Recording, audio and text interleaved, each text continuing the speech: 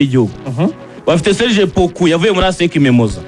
Elvis Rupia yabaye rutayizamu watsinze ibitego byinshi muri Kenya, ayimazemo igihe yigeze no kuva mu kipe mu Rwanda, wagiye ni Frank Asink,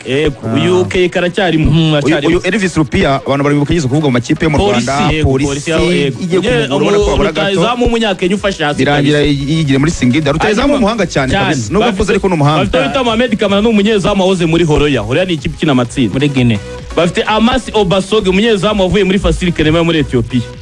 n'umunamyugaro witwa Anthony B wavuye muri ASEC Mimoza, bakajya n'umutoza witwa Gamondi. Iyi ekipe yabaye ya kane muri shampiyona ya Tanzania mu mwaka ushize, yatsinze Simba muri kimwe cya kabiri cy'igikombe cy'igihugu, itsindwa kuri finali na Yanga mu gikombe cy'igihugu. Iyi kipe mu mwaka ushize muri 2023 apana umwaka ushize yari igiye kujya mu matsinda abura gato, yabanje ibitego bibiri kwa Future mu Misiri,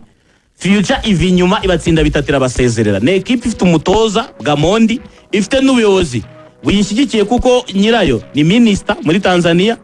ugerageza kugura abakinnyi bakomeye n'abakomeye bavuye muri amakipe ya za Yanga na za Simba bakayijyamo. Noneho ifite match retour ku butaka bwayo, match retour iri muri Tanzania. Singida sekipe ni ekipe ikini kugereje na Pyramide, ariko Singida ni ikipe ikomeye utavangwa zitombenga ikipe yoroshye mu muhanda uraharuye. Nta ni ikipe ikomeye abareye ubwo birasaba ko yiyubaka nyine, ariko Samir mwavugaga uburyo munyumvisha uburyo APR yakuramo Pyramide, ariko urufunguzo narutanze. Ikipe yo mu Rwanda yifuza kujya mu matsinda sindira hano abareho babyumva cyane, bajya kujya mu itsinda batsinze ikipe yitwa Costa do Sol 3-0 tariki 6 z'ukwezi kwa 4 2018. abantu barayibuka Nyamirambo mukavura Chabarana na Mwireke bavundereza utatsindiye hano ibintu byo kujya mu matsinda byo byibagirwa. Ikipe nyinshi zitsindira iwazo uhera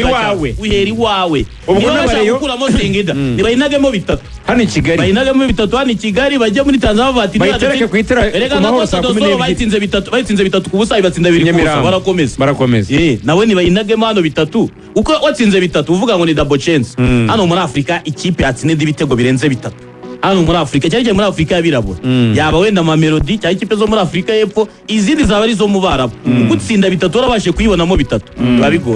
bigoye hano nyirago Axel. Icyo Rayon Sport isabwa bo wenda so kurwana na mentalite cyane aho birakenewe, ariko nyine Singida ntabwo ari ikipe iteye ubwoba cyane cyangwa se wavuga ngo ikanganye nko twavuga Pyramide. Ahubwo wenda Rayon Sport ngiye cyo muri isabwa no gushaka amakarite y'abakinnyi. Bango Rayon Sport yo bitandukanye na APR ni ikipe yindagurika cyane.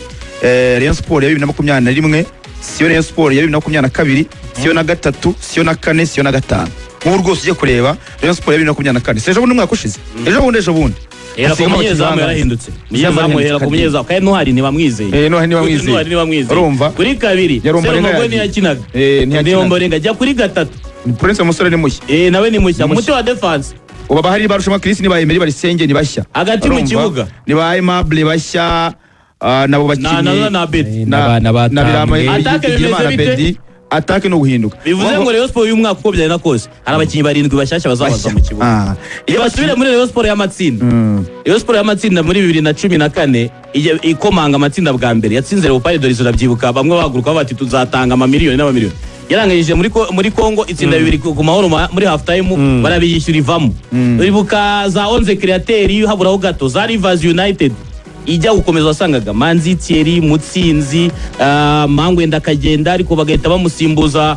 umukinnyi ugasanga basavyo bajabere bayimaze b'imyaka 3 kuko abana bagiyemo muri 2016 bayimaze bo nk'imyaka 5 bagatwara igikombe cy'amahoro bagacishamo bagatsinda APR 4 bagatwara igikombe cya championnat. Ari equipe iri consistent ku buryo nibyo aragiye Cedric ariko abarekomanze Pierre akaba kirindi imyaka 4 hano ukabona hagenda yongeramo elemanyere ariko ifite umusingi. Ikipe ihindagurika biragoye ko wajya gutsinda ikipe nyafrika mu kurwego mpuzamahanga kuko na hano mu gihugu ubutarakomveka n'ubu ngubu abareba bwati ikipe yanyu muranyuzwe tujye muri champion bakubwati oya hari ikintu kimwe kibura ni nako bimeze no kuri APR na APR ntibanyuzwe barakubwata abanyezamu twebwe tubona bitameze neza bakubwati ntabwo bimeze neza. Ikipe ijya kujya mu matsinda yare ijya kujya mu matsinda yakiraga za Gicumbi na za Magaje hano ku itarika zitsinda 7-8 ikajya gukigafatira na APR 4 ku mahoro abantu bose babibona igatwara igikombe cy'amahoro igahusha championnat umwaka utaye igatwara championnat ko mbere yo kujya mu matsinda APR atwaye ibikombe 2 by'amahoro itwara ibikombe 2 bya championnat imwe mubyibuka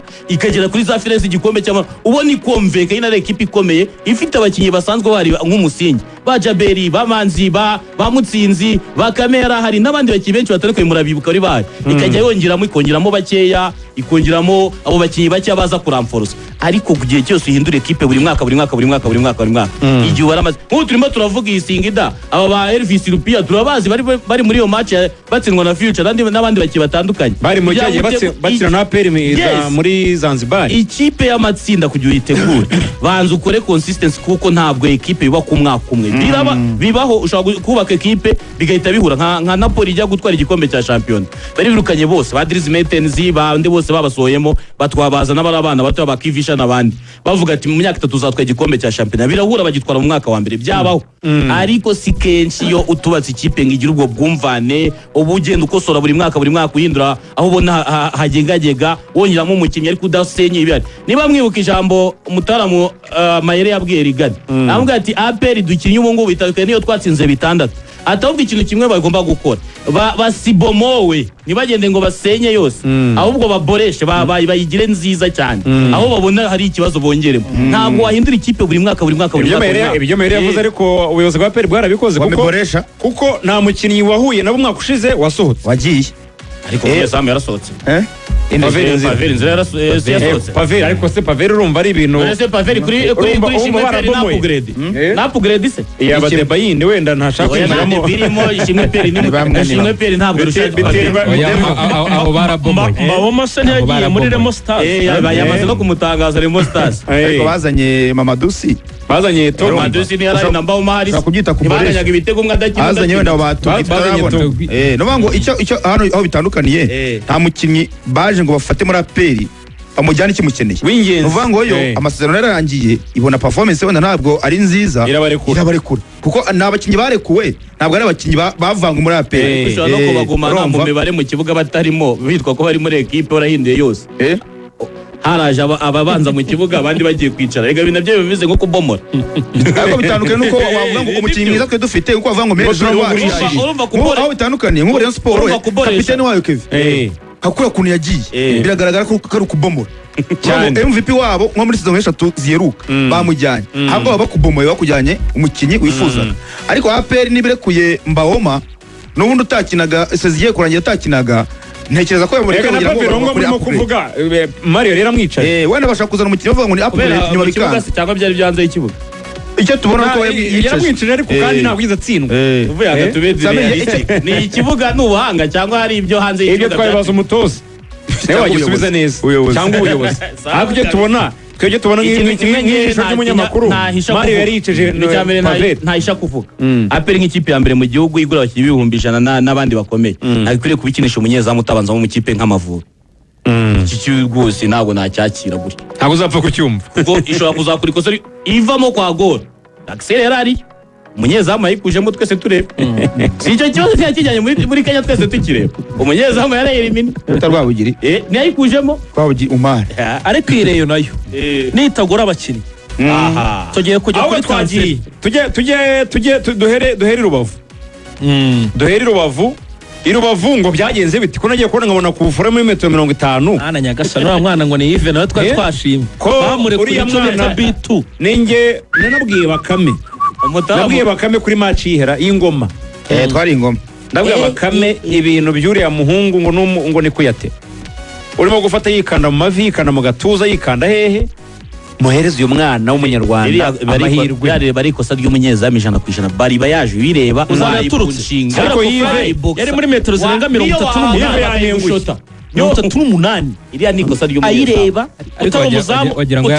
utari umuzamu wenda uvuga ngo ni umuzamu wenda ngo mugufi ngo yasize uburebure ngo ibiki baro yaje yireba iyo nzira yose wenda umudefense akayikora akayideviya bikagaragara ko ntiyanatanga n'umugabo byibuze ngo yerekane ko yanakurikiye yikanze gusa yaguye mu nka baro yageze fili ashobora kuba yarameze nka none Ramsdale niwe wavuze ngo ntabwo yabakonsantre ashobora kuba yari muri rebera imisozi mwiza ya Rubavu kuko urebye nano yayiteye ntago ari mu nguni cyane yayitereye kure pe ahubwo yarasa ku banyezamu no muri selection ndabyibuka witwa twa Pacifique uramubona wigeze gufatira AG Sport n'amagaju na Musanze kwiga Zanzijyano hirya rwamagana twamubona tubana umunyezamu mwiza ajya muri selection za APR ngafata neza pe ariko ngo bamutsinze igitego cyakura avuga ati umunyezamu utsinze igitego cyaha hantu nta bintu twavugana iyo ni manque de concentration gusa buriya ku muzamu ukiri muto nka Yves nyine aba ari umwanya wo kugira ngo agende akosora n'ayo makosa kuko nyine ariko jewe atakoze bamutsira ku foro batayimutsinda ngenda cyamuha amahirwe aracyafite umwanya wo gukosora ibintu nk'ibyo hari aracyari muto save ebyiri yakoze hagati muri match ntabwo wahita umutemera Kariya. ibintu uvuga ngo nta